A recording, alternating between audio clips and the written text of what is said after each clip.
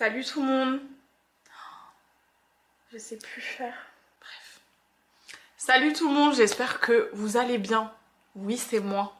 Après genre 10 ans d'absence. Non, peut-être pas 10 ans, mais pas loin. Si vous me reconnaissez pas, je vous en veux pas, c'est pas grave. Il paraît que les années 2012, ça revient un peu en force. Du coup, je me suis dit que c'était le bon moment pour moi de revenir sur YouTube. Pourquoi pas? Si vous me suivez pas sur Instagram, je vous conseille d'aller me suivre là-bas. Mais vous n'êtes pas sans savoir que je suis partie au Japon pendant 2 semaines en novembre.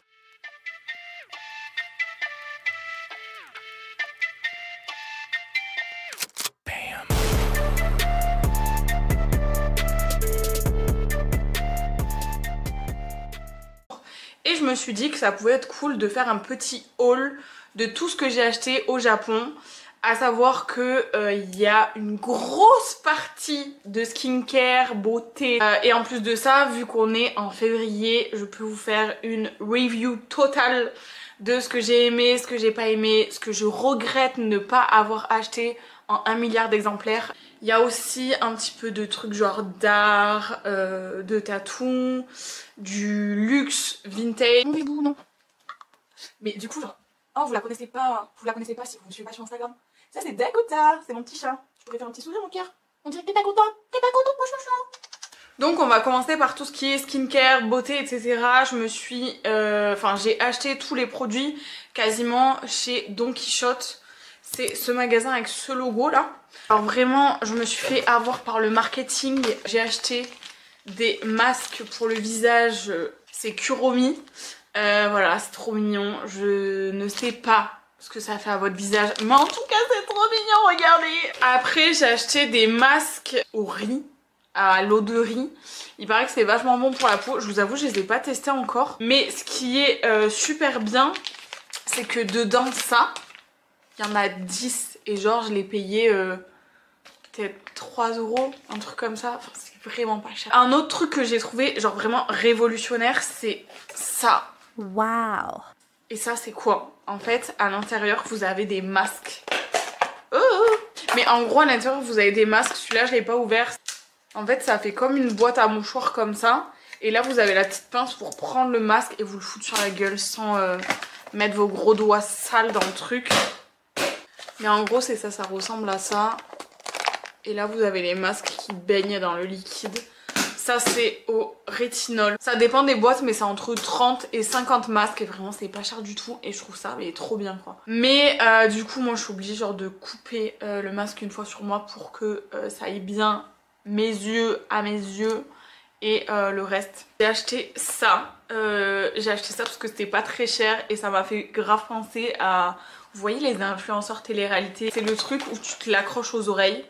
Encore une fois, c'est trop petit pour mon visage, mais c'est gaulerie quoi. Après, est-ce que ça fait vraiment quelque chose? Je ne suis pas sûre. En fait, sur TikTok, je voyais beaucoup la technique du double nettoyage. C'est une technique coréenne, je crois. Je vais dire n'importe quoi dans cette vidéo, ne m'écoutez pas. Et en fait, le principe, c'est de se nettoyer le visage pendant 2 à 5 minutes avec un nettoyant à base d'huile et se nettoyer le visage avec un cleanser à base d'eau. Je l'ai pas encore testé, comme vous pouvez le voir. Oh ça pue. Ces deux je les ai déjà essayés. Il est dans ma douche. Pourquoi j'essaie de lire alors que je suis dyslexique? Et il est pas mal.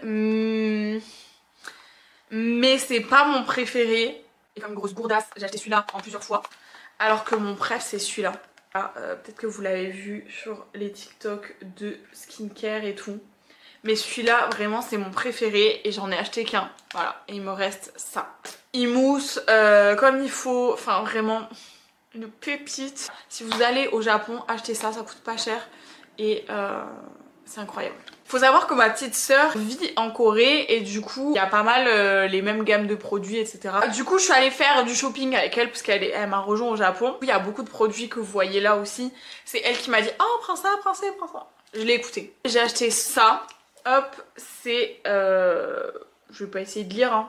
Et en gros c'est un nettoyant pour le visage et quand vous l'enlevez, ça laisse un fini sur la peau mais trop bien. Un autre truc que je regrette de ne pas avoir acheté en 15 fois, c'est cette crème contour des yeux. Donc ça se présente dans un petit packaging comme ça. En gros c'est ça. C'est une crème contour des yeux incroyable. Franchement elle est trop bien. Pourtant j'en ai testé vraiment pas mal. Et celle-là c'est ma préférée de chez ma préférée. Mais en tout cas ça, achetez. Il y a plein de produits de cette gamme qui sont vraiment pas chers, de bonne qualité et dans des grands contenants on va dire. C'est une lotion tonique à la vitamine C. Elle est trop bien. Si jamais vous aimez bien les lotions toniques et la vitamine C, c'est pour vous. En gros ça c'est une lotion hydratante à l'acide hyaluronique. Et ça c'est genre un lait hydratant. Et je crois que c'est à l'acide hyaluronique aussi. C'est trop bien. Vous voyez l'effet glass skin, etc. Ça c'est genre exactement les produits qu'il vous faut. Après je suis une folle de la crème solaire. C'est-à-dire que je me mets de la crème solaire H24 sur la tronche tous les jours de ma vie, même en hiver. Et en fait Khloé Kardashian, oui mes références sont incroyables, Khloé Kardashian a dit dans une interview qu'elle mettait de la crème solaire également dans tout son cou et sur ses mains.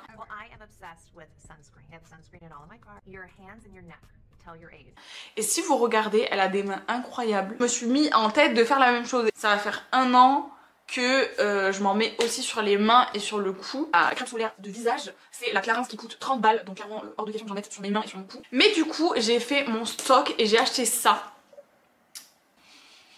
Et alors celle-là je trouve que c'est la meilleure de toutes. Je vous avoue que ces crèmes là elles ont une odeur assez forte. Je sais pas si sur le visage c'est une bonne idée d'en mettre. J'imagine que c'est aussi fait pour en mettre sur le visage. Mais vu l'odeur doit y avoir pas mal de parfum dedans. Donc je vous conseillerais d'en mettre ouais, sur vos mains et sur votre cou, c'est très bien. En soin, je sais pas si ça rentre dans skincare, bon beauté on va dire. Ça, sérum pour les cils pour les faire pousser. Pareil j'en ai acheté 2 mais en fait clairement ça fait rien pousser du tout quoi. Je n'ai pas vu de différence mais en même temps j'ai des cils de merde donc je saurais pas vous dire. C'est cute. Ensuite j'ai acheté ça. Qu'est-ce que c'est vous allez me dire. Pareil j'en ai acheté 2, franchement j'ai fait des stocks de trucs bon. Et en fait ça se présente comme ça. C'est un petit stick à cheveux. Bon là j'ai des bosses partout donc clairement ça ne sert à rien. Mais quand vous avez genre des cheveux qui... Vous voyez ce que je veux dire? Vous mettez ça comme ça et en gros ça plaque tout. Mais je pensais naïvement que ce genre de produit ne graisserait pas les cheveux. Bah si, du coup si. Pourquoi j'ai pensé ça? Je sais pas. En tout cas pour moi...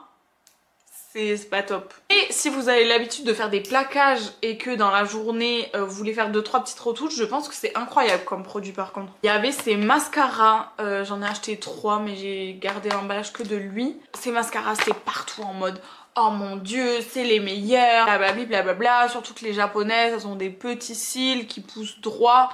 Exactement mes cils à moi. Genre quand je mets pas de faux cils vraiment on dirait que j'ai pas de cils. Et moi peu importe le mascara, peu importe le recourbe cils, ça ne sert à rien. Ça ne sert à rien parce que mes cils, je suis très mauvaise ambassadrice des mascaras parce que aucun ne me vont. Je suis jamais tombée sur mon mascara tout simplement parce que j'ai des cils de merde. Ils sont pas mal mais sans plus. Après franchement prenez pas mon avis en compte parce que j'ai des cils de merde. Des brumes Playboy. Alors je suis très déçue qu'elles ne soient pas en France. J'ai fait un stock, c'est pour ça qu'elles sont emballées encore. Elles sentent, oh, elles sentent trop bon. La rose elle sent le bonbon, c'est un délice. Et celle-là elle sent la vanille, elle sent le coco quoi. J'ai fait un stock tellement ça sent bon. Si vous allez là-bas que vous aimez la vanille, les brumes et Playboy, achetez. Achetez. On passe du coq à l'âne, on passe de la skincare au tatou slash truc d'art. Je suis tatoueuse au cas où. Je pense que je l'ai pas dit avant, j'étais même pas tatoueuse. Bah non. Bref, je suis tatoueuse maintenant.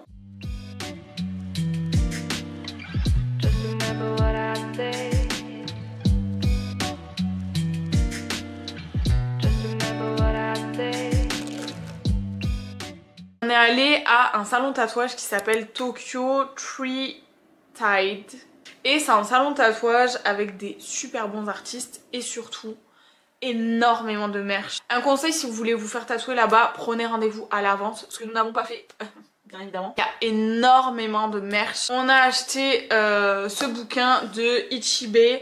C'est un très très grand artiste tatoueur. Si vous connaissez pas, allez voir sur Insta. Il y avait son livre là-bas, donc on l'a pris. Mais du coup, hop. Et c'est trop cool, même si vous n'êtes pas tatoueur et que vous aimez les tatous traditionnels, ça fait quand même un beau bouquin à avoir et franchement incroyable. J'ai acheté un truc pas du tout encombrant, c'est-à-dire une planche de skate. Voilà.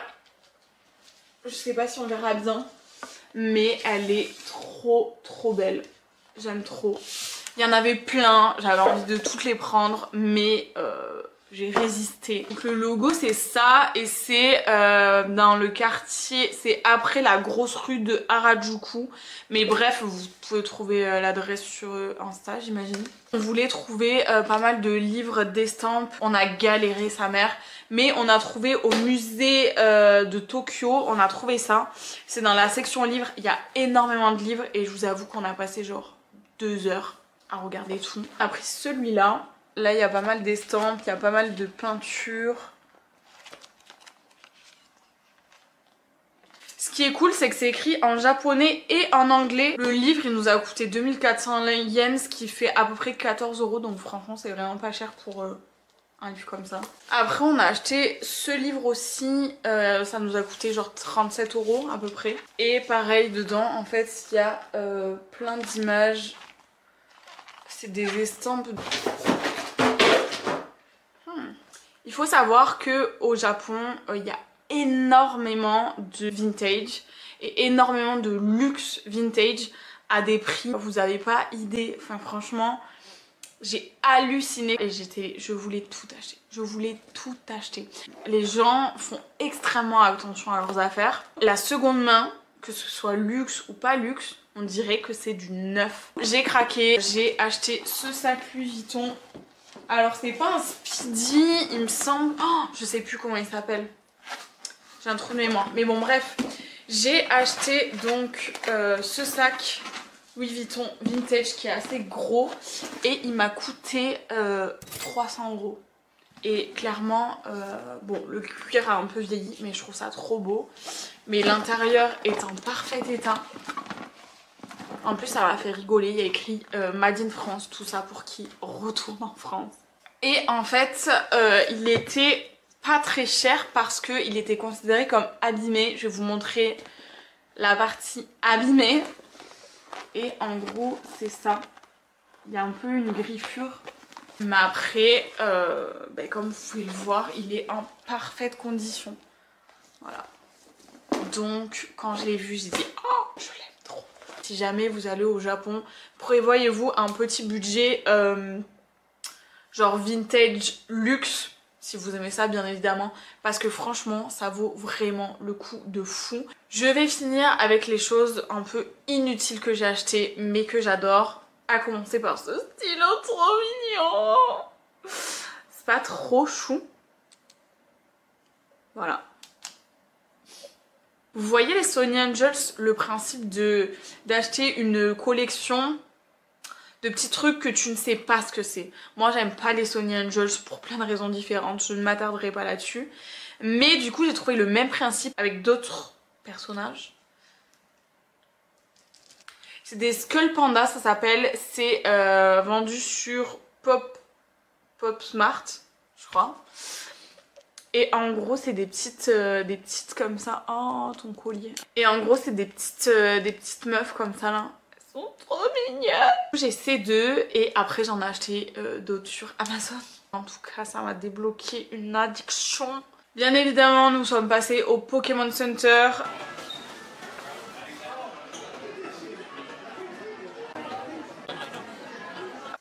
Voilà. Des peluches. Pourquoi on a acheté ces peluches? On n'a plus de place chez nous. Bref, on a acheté ça.